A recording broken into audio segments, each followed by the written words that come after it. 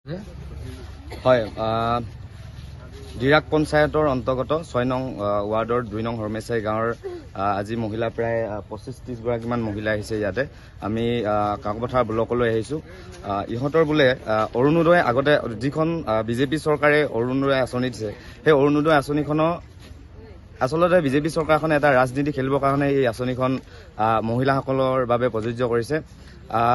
BJP চৰকাৰখনে গাঁৱে ভূঞে যিবোৰ বুথ কমিটি গঠন কৰি দিছে, সেই বুথ কমিটিসকলৰ সদস্যসকলক গাঁৱৰ যি মহিলা আছে, সেই মহিলাসকলক অৰুণোদয় আঁচনিত ফৰ্মসমূহ ফিল আপ কৰিছে আৰু তেওঁলোকে নিৰ্বাচন কমিটিত আছে।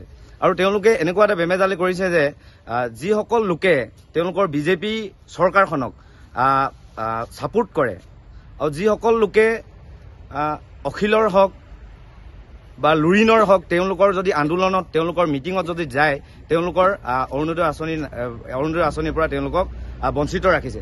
গতিকে আমি বিজেপি চৰকাৰখনক এই বিষয়টোলৈ তীব্ৰ গৰিহণা দিছো। আজি 25-30 গৰাকী মহিলা আহি আমি দিৰাক পঞ্চায়তৰ অন্তৰ্গত কাকপথাৰ ব্লকত আমি এখন স্মাৰক পত্ৰ দিছো। স্মাৰক পত্ৰখন আমি 5টাকৈ দাবী জনাইছো আৰু এই দাবীসমূহ দুদিনৰ সময়সীমা দিছো। এই দাবীসমূহ যদি দুদিনত কোনো ধৰণৰ আমি ৰিজাল্ট নাপাওঁ, ইয়াৰ ফলাফল নাপাওঁ, তেন্তে আমি পথ অৱৰোধ কৰিম বুলি কথা দিছো। আৰু ইয়াৰ লগতে এই কাকপথাৰ ব্লকত আমি যেতিয়া স্মাৰক পত্ৰখন দিছিলো, ইয়াতে ইঞ্জিনিয়াৰ এজন আছিল। সেই ইঞ্জিনিয়াৰজনে আমাক জানিব দিছে যে এই যি অৰুণোদয় আঁচনি, এই অৰুণোদয় আঁচনি যি চিলেকশ্যন প্ৰক্ৰিয়া, সেই চিলেকশ্যন প্ৰক্ৰিয়া মাত্ৰ সেই সমষ্টিটোৰ বিধায়কজনেহে হেনো কৰে। ইয়াক লৈ আমি আচৰিত হৈছো। এখন চৰকাৰী আঁচনি এজন নেতাই, এজন বিজেপিৰ নেতাই যে এনেদৰে ৰাইজৰ লগত, মহিলাসকলৰ লগত খেল খেলি ৰাজনীতি কৰি এনেকে ধৰণে বঞ্চিত কৰিব মহিলাসকলক, তাৰ বাবে আমি তীব্ৰ গৰিহণা দিছো। আৰু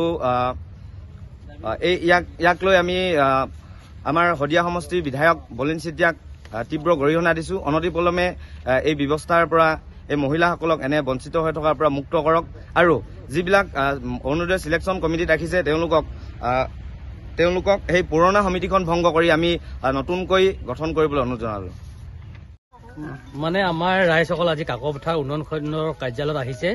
মানে আমাৰ দিৰাক গাঁও পঞ্চায়তৰ আমাৰ 6 নং ৱাৰ্ড, ইয়াত অহা মানে মহিলাসকলৰ প্ৰায় সংখ্যক মানে প্ৰায় 20-25জনী মানুহৰ মানে অৰুণোদয় আঁচনিৰ পৰা বৰ্তমান পাই থকা তেখেতলোকৰ নামসমূহ কৰ্তন কৰিছে বুলি তেখেতলোকে জনাইছে। আৰু তেখেতলোকক মানে কোনো মানে ডকুমেণ্ট খোজা নাই।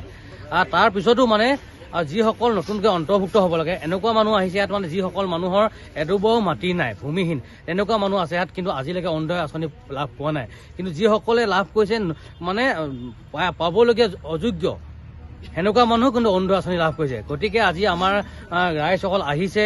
আমাৰ ইয়াত বিভিন্ন দল সংগঠনৰ, যুৱ সংঘ, গাঁৱৰ ৰাইজ আছে। আমি আজি কাকপথাৰ ব্লকৰ উন্নয়ন খণ্ডৰ যোগেদি আমি এখন স্মাৰক পত্ৰ প্ৰেৰণ কৰিছো। 5টা দাবী সন্মিলিত। এই দাবী সন্মিলিত স্মাৰক পত্ৰখন আমি আজি কাকপথাৰ ব্লকৰ যোগেদি প্ৰেৰণ কৰিছো। আমি দুদিন সময়সীমা তেখেতলোকক বান্ধি দিছো। মানে গোটেই মানে বিষয়টো ক'ত কি হ'ল, গোটেই বিষয়বস্তুটো আমি উচিত সিদ্ধান্ত বিচাৰি